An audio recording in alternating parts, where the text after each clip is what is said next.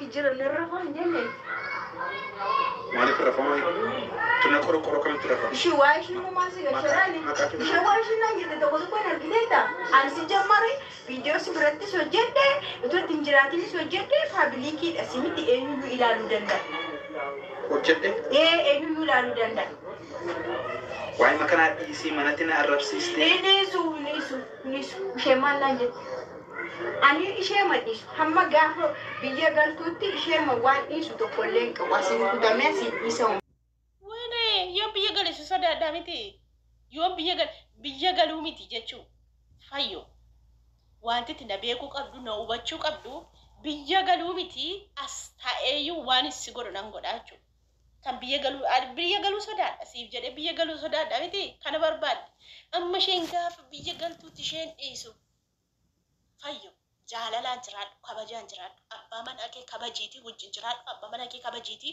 wajjin bulii jechuudha anatti tallaamuu dhiisiitii kabaja abbaa manaa keetii yookaan immoo gorsa abbaa manaa keetii qabadhuutii wajjin jiraadhu. Akkamitti abbaa manaa kee mootee haasoftaa isheen dhiisaa ga biyya si sodaadha kanaaf biyyan galuu jechuun si sodaadha kanaaf biyyan galuu miti kana barbaadee miti ani jechuun osoon barbaade otoon miidhaa kee barbaade otoon sharrii sitti yaade daqiiqaa tokkotti si gombisa daqiiqaa tokkotti dhabama si godhee foddaatti ittiin baatee haasoftu kana dhabama si godhee faayila jala si galchee si qollofaa jechuudha.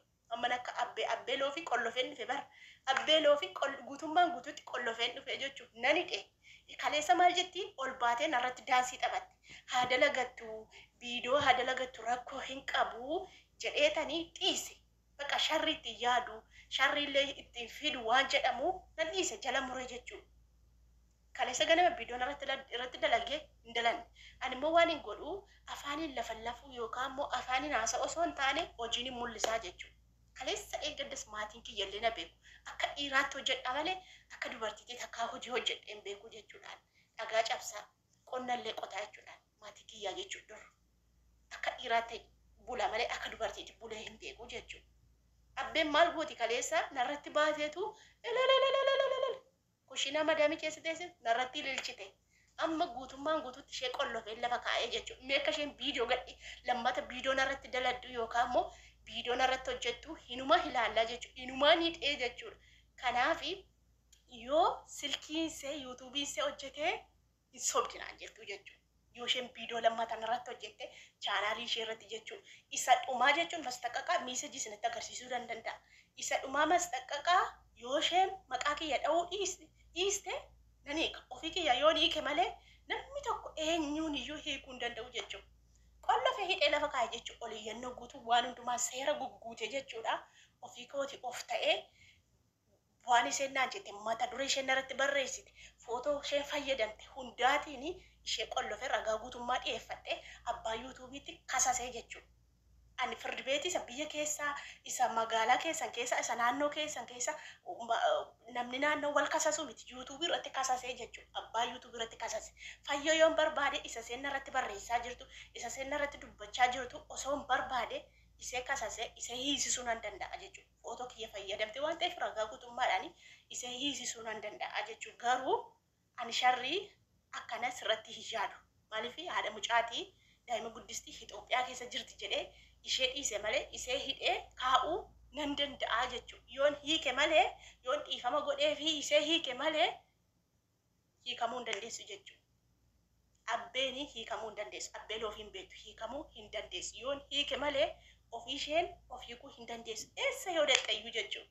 Ofii kootii hidhee lafa kaa'ee jechuudha. Ragaa guutummaa dhiyeeffadhee halkan guutuu edaa irriba malee bulee jechuudha. Sababii isee irriba malee bulee jechuudha. Oliyyannoo fudhachaa waan isheen jette footoo waan adda addaa itti ergaa mata duree ishee itti ergachaa jechuudha. Oliyyannoo fudhadhee gixxee viidiyoo gadhiisuu hin dandeessu jechuudha. Amman hiikutti viidiyoo gadhiifachuu hin dandeessu. Osoo fedhee fayyoo waan akkasii sirratti raawwachuu nan danda'a. Garuu sirratti abadan hin godhu. Maaliif abbaa kakuuf jecha sirratti waan akkasii raawwadhu. Abbaa kakuu kabajaaf jecha. Ati akka barbaade na arrabsitee biyya galtee kana goote jette maal si goote jettes kabaja abbaa kakuutiif qabuuf jecha waan akkasii sirratti raawwadhu jechuudha. Garuu dhiigi kiyya na danfa. Dhiigi kiyya gaafa na danfu gaafa waan jedhuuf waan dubbadhu barbaadu ani cirahaa ishee dubbii balleessa. Waan ijaarame gumbii ta'e waan ijaarame daqiiqaa tokkotti bittin godhe balleessa. Aarii daqiiqaa tokkoon bitintin godhe nama balleessaa jechuudha. Wallahi laasim aarii hin danda'u gonkumaayyuu aarii hin danda'u amma lubbuu kiyya baasutti jechuudha. Kanattitu irra guddeessa fayyoo osoo hin taane abbeen sun na arsite wallahi dhabama ishee godhee jechuudha. Dhabama ishee godhee jechuudha. Kanaafuu jennaani lammata yoo dhufte dhiifama nan gaafatini hiikuu hin danda'u. Irraa kaasuu hin danda'u. Ofii kiyyaa hidhee ofii kiyyaa hiikaa jechuudha. Kana hundi keessaniyyuu na beektu jechuudha. Kanaafi ani fayyoo irratti miidhaa osoo isa seen biyya galuudhaan na doorsiftu irratti kana dubbadhe malee ani waa'ee abbee achi baasee dubbachuu hin danda'u jechuudha. Waa'ee abbeedha achas baasee dubbachuu hin barbaadu maaliif iseetu waa'ee hidhaa na hiisifti birrii natti bitteette birrii miti ani koo abbaa yuutuub irratti si kasasa maal gochi kisiisa biyya keessaa dhaqa abbaa yuutuub irratti si kasasa maal gochiisa kisiisa biyya keessaa dhaqa maal gochi naqa hin naqu koo. Kanaafuu jennaani adabadhuutiin irraa ta'e abbaa mana keetiif kabaja keetiif sababa kabaja abbaa manaa keetiif kabaja abbaa kakuu jaalladhuufini akka obboleessa kiyyaatti isa ilaaluufini si dhiisee jechuudha. Malee poolisii birrii sitti bitee poolisii biyya keessaa seera biyya keessaa si qabsiisee si isisu oh my god inni akkasii na biran jiru jechuudha. Ofii kiyyaa asumarratti si qollofa. Asirratti wallolee waan ta'eef asirratti si qollofaa jechuudha. Kanaafani si dhiise malee utuu waan fedhe si godhee akka fedhe si godhee hinuman danda'a. Garuu kabaja abbaa kakuutiifini si dhiise abbaa kakuutiif baatee jirta. Abbaa kakuuf baatee jirtaa jechuudha silaan baatu turtee jechuudha. Ammas narraa adabadhu. Kabaja abbaa mana keetii kabajaanii wajjin jiraadhu. Abbaa manaa keetii kiisii harka keessa galfattee jechuudha. Abbaa manaa keerra baatee mataarra baatee waan foggoltuuf waan utaaltuuf tokkollee hin qabdu jechuudha. Kanaafiyyuu kabaja abbaa manaa keetii godhi abbaa manaa keetii wajjin jiraadhu jechuudha. Ishii narra baatee akkan ishee godhe ani isheen niisu haa galtu warra gatee gale amma gala sii jedhee tikeetti muradhee gala koo sii jedhee tikeetti kutadhee amma galaa jechuudha. Maal na goota yoon gale na qabdi na hiisifta maal sila ta'eef abbaa badii yoo jalqabaa kaasee adi viidiyoo agarsiisa maal yoo viidiyoo hin dileetiniyyuu ani gadi buufadhee viidiyoo sana piraayivetiidhaan koppii godhadhee keewwadhee jira viidiyootti jalqaban irratti hojjette viidiyoon saatii irsaa irratti anillee hojjedhee koppii godhadhee keewwadhee jira jechuudha. Saniifuu bakka itti baatamu qabdu abbaa badii seerri ilaalee adda baasa.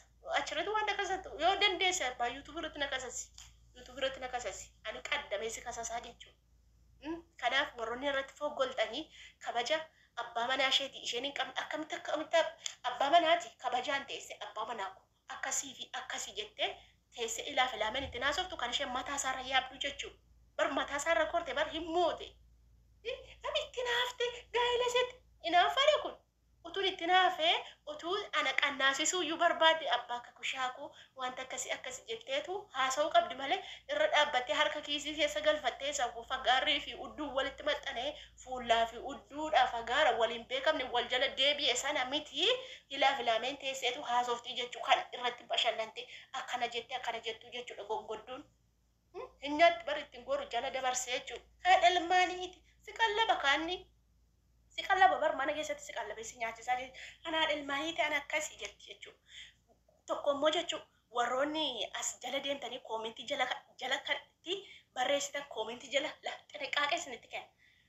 Fayyootu dhugaa qabaa itti sokke rakkoon qabu. Fayyoo kiingi itti sokke rakkoon qabu. Fayyoo narratti faarsuu hin dandeessu. Garuu fayyoo irra gortanii na arrabsuu hin dandeessanii jechuudha. Warroonni arrabsitan suni akkam beektu ila wantatti ishee as jala raamurraa wantattiin koochoo baasteerti bar wantattiin utuu raamuriin biyyaa baatanii utuu haati keessa isin raamurree utuu warri fayyaa bala gala fakkaatanii dubbii nama keessa seentanii nama loltanii wantatti koochoo baasteerti garasiif gara naannan argaa kan ijoollee tokkotu muratiin biyyaa ba'anii wantattiin koochoo baaste baallee baasteerti achi jiddee jirti nan argaa kan nama tokko jechuudha. Iddootti ijoolleen viidiyoo waraabde dhiiratti argitu nan arga. Ishee koochoo baaste garasii garaa kana irraa muraa. Yurtii isaa nama arrabsitan koochoo san irraa muraa. Wallahi qodaallee cabsitu qodaallee yaabdu. Isa wantatti irraa murattanii nama arrabsitanii jechuudha. Amma wantatti baallee baastee namallee jibbisiisti kan nama tokko argaa saltu nuti irraa muranne. Nuti mura warri wallaggaa kuni irraa murra kanaaf tasgabbii qabna isin irraa muraa. Isin ijoollee eessaati warra akkasii kuni irraa muraa dhugaa rabbi wantattiin garasii garanaa koochoo baasteertila. Dhiirri yoo bira dhaqallee nama dabbarraa. warri irraa muriin kuni abbaa manaa wajjinillee akkamitti ciiftuun qaanfattanii abbaa manaa keessanii wajjinii yoo itti ciiftan yoo itti akka ittiin koochoo baasee baallee baasee dhugaa rabbii garasiif garanaan gajjigee jiru ijoollee tokkotu telegiraamii keessatti dhiirri viidiyoo namaa waraabee gadi dhiisu isaanirraan arge dhugaa rabbii ijoollee makeenya jechuudha. Garasii garanaan jigeera bar dhugaa rabbii wantatti caafii ishee qabaate ofuma keessaniiyyuu jechuudha.